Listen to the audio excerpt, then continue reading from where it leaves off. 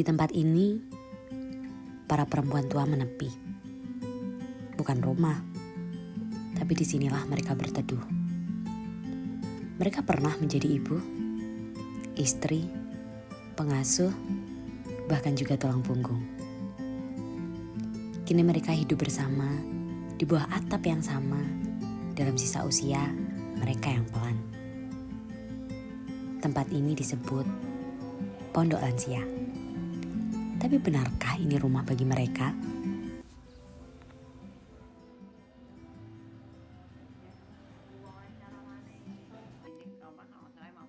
Perkenalkan, nama saya Dila Vida, biasanya dipanggil Mbak Vida. Saya di sini sudah 7 tahun dan saya sebagai perawat di sini. Perkenalkan, nama saya Ayu Indah. Saya di sini udah 1 tahun. Saya di sini sebagai asisten perawat.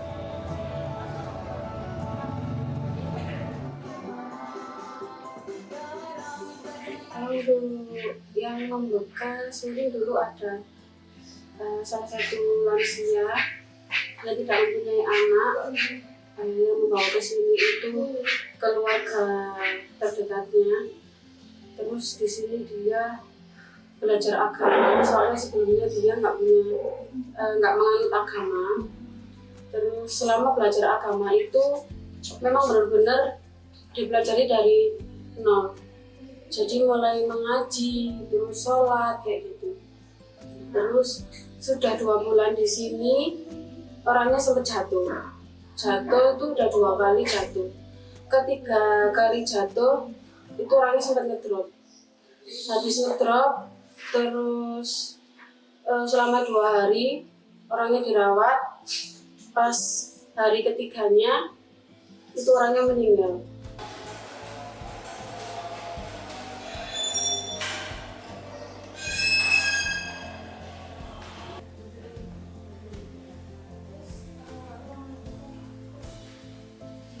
Untuk keseharian mungkin dimulai dari pagi, bangun 3:30, itu kita memandikan. Mandi pagi itu 3:30, biasanya selesai itu jam 4:15.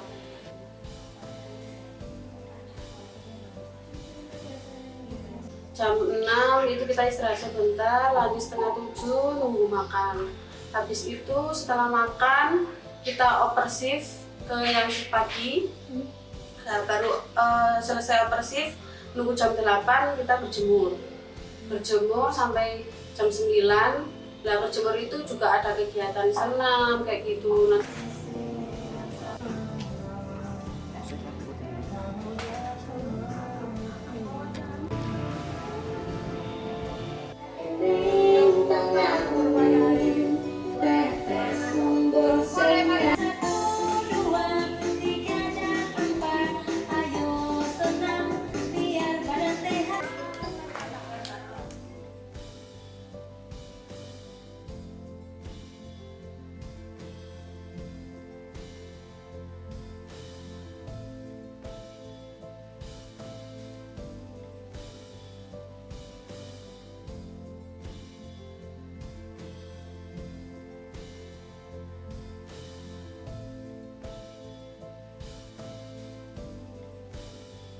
Selesai latihan berjalan, kita masukkan kembali ke kamar. Di kamar istirahat, nunggu 10:30. 10:30 itu waktunya makan siang.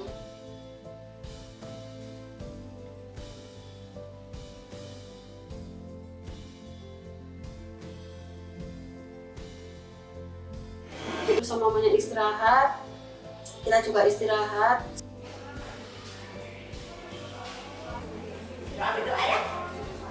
Saya nama Idawati itu, asalnya Surabaya. Sosialisasinya bagus, terus orangnya itu ya, sosialisasi, terus agama ya, dia bisa ngaji kan, dia juga bisa ya, ada ngajinya. Harapan ke depannya kalau saya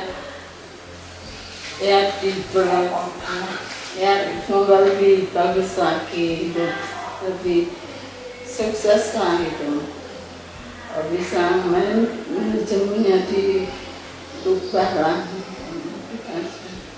Ya itu manusiawi Mbak, Iya. itu ya. Iya.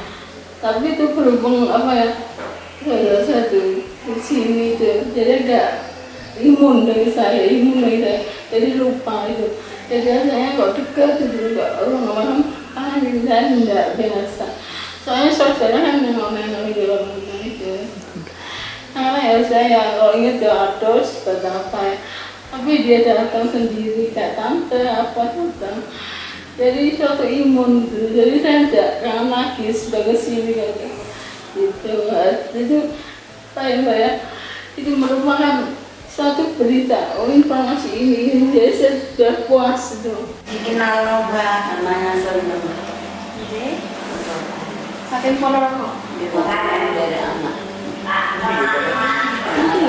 Nggih, kula nggih Ponorogo. Nggih, kula Siman Ibu. Oh, gitu.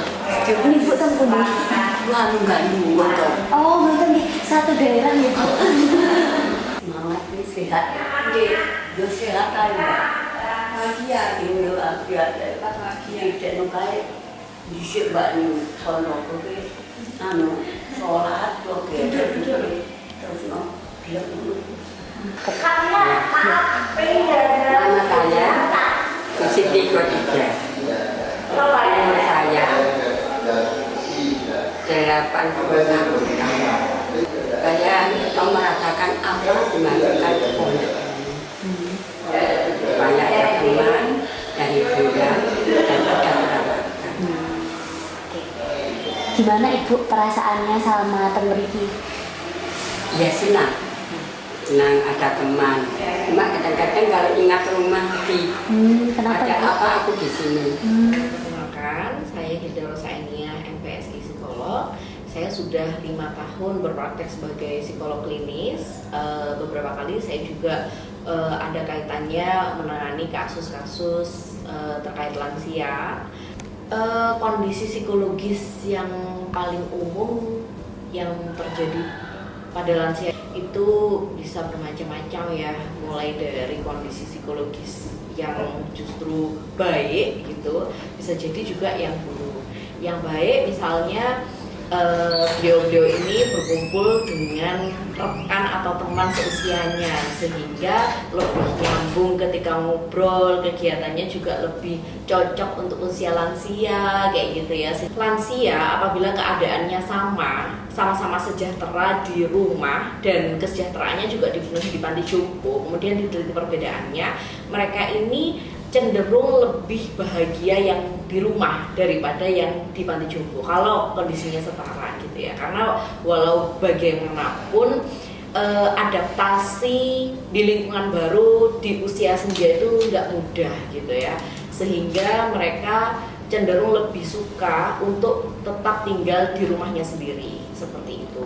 Adaptasi itu bagi lansia adalah proses yang kompleks dan cukup rumit ya, karena kita tahu bahwa lansia itu kondisi fisiknya, kondisi kognitifnya itu sudah tidak sama dengan ketika masih muda. Lansia itu secara neuropsikologi mereka mengalami penyusutan pada otaknya, terutama di bagian prefrontal cortex dan amigdala. Nah, amigdala itu adalah bagian otak yang mengontrol emosi mereka, sehingga kita tahu ya bahwa lansia itu semakin lama semakin sensitif gitu ya, sehingga mereka memang susah untuk mengontrol emosinya. Jadi ketika ada stimulus yang memicu emosi, mereka kesulitan untuk mengontrol dirinya, sehingga itu berdampak besar. Saya Milka Juliati, RT 5 RW 10 Kelurahan Pandapami.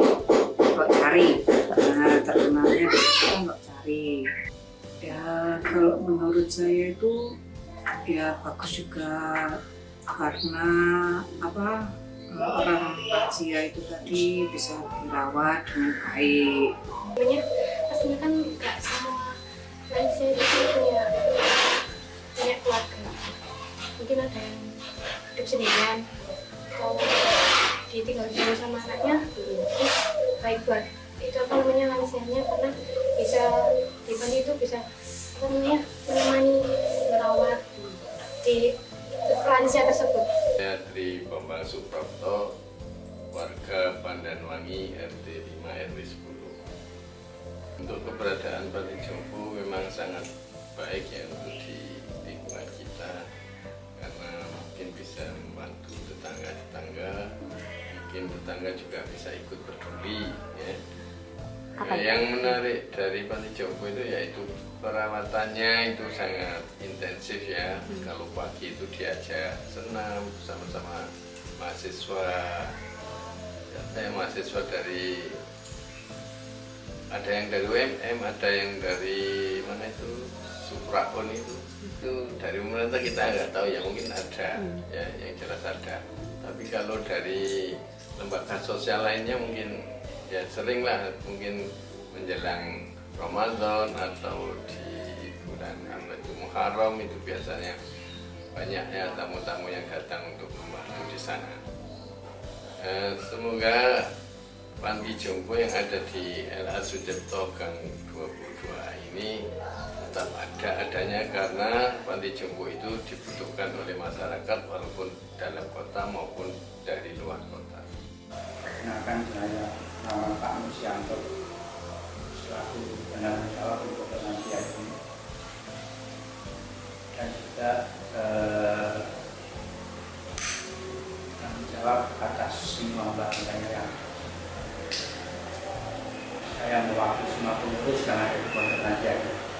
Dan terima kasih atas kehadiran dengan kesini. Mudah-mudahan panjenengan di sini ada guna dan manfaatnya untuk jenengan sendiri. Perlu diketahui pondok Rantia ini berdirinya tahun 2009, itu peresmian tanggal 21 Desember 2009. Meninggal di sini sudah banyak sekali karena banyak faktor seperti itu tadi. Jadi banyak sekali, kurang lebih ya kira-kira sudah hampir 80 orang yang meninggal di sini. Kalau saya itu menangani mbak-mbak ini juga biasa. Yang agak sulit itu kan sama keluarga. Kalau baik semua agak sulit. Seperti itu. Jadi biasanya yang agak kesulitan sama pihak keluarga. Contoh, tadi disuruh sini nggak sini, banyak sakit aja sudah agak lama. Terus kalau meninggal ya gitu. Jadi pagi meninggal, siang baru diambil gitu. Jadi kebanyakan dari pihak keluarga yang agak kesulitan itu. Tapi kalau baik agak wajar, kalau mbak itu rewel itu wajar, udah tua. Kita sendiri nanti bagaimana nggak tahu. Ya adalah, cuma nggak bisa. Memang suka duganya pasti ada. Nggak semua itu permasalahan nulis nggak ada. Pasti ada suka duganya. Sukanya itu ya senang sama mama, sukanya itu ya sama kalau meninggal apa ada masalah apa itu pihak keluarga yang sulit itu aja. Jadi saya akan ya perawatnya ada takbir itu aja. Karena ada koordinator perawatnya. Ya mudah-mudahan berlancar aja. Pokoknya yang penting nggak ada masalah sama pihak keluarga, baik itu harapan kita seperti itu. Pada akhirnya, ini bukan rumah. Cukup sebagai tempat berteduh. Kalimat ini bukan ratapan, tapi kenyataan yang tenang. Para penghuni di sini tidak marah, tidak juga menuntut. Mereka hanya ingin dimengerti, meski tak lagi tinggal di hati.